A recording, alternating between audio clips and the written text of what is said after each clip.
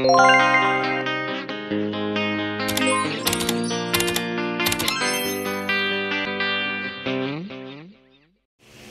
guys, good morning, welcome back to my channel. For today's video, another style of sexy lingerie ang ating i-haul na review for today.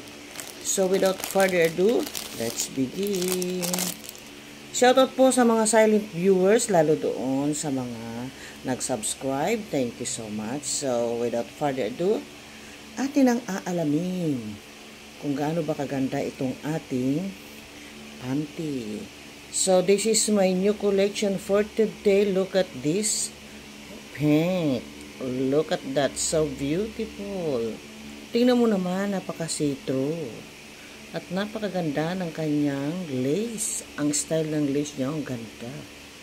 So tingnan natin kung gaano kaganda naman ang kanyang quality. Wow, nice. Nice sewing quality. Ito namang ano na to, itong nasa likod, ito, ang material nito ay cotton. So, malambot siya.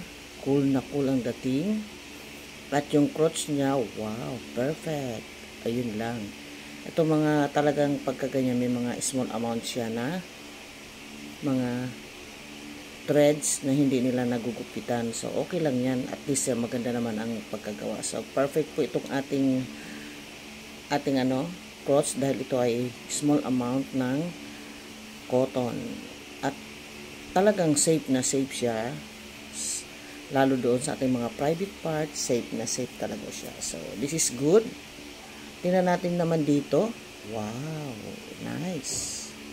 Lalo dito sa dugtungan, ang ganda ng pagkagawa. At ito po ay tama, 85% cotton at 5% elastane. So, maganda po ito.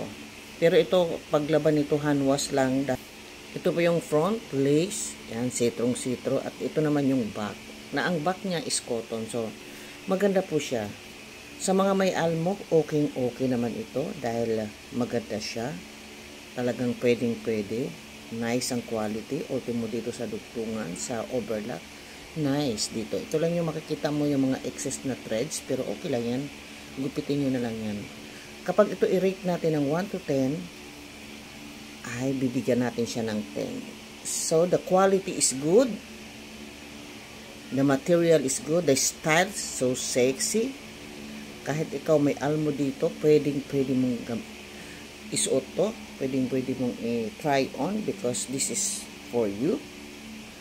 At very affordable po dahil ito ay nakakalaga lang po siya ng 50 pesos.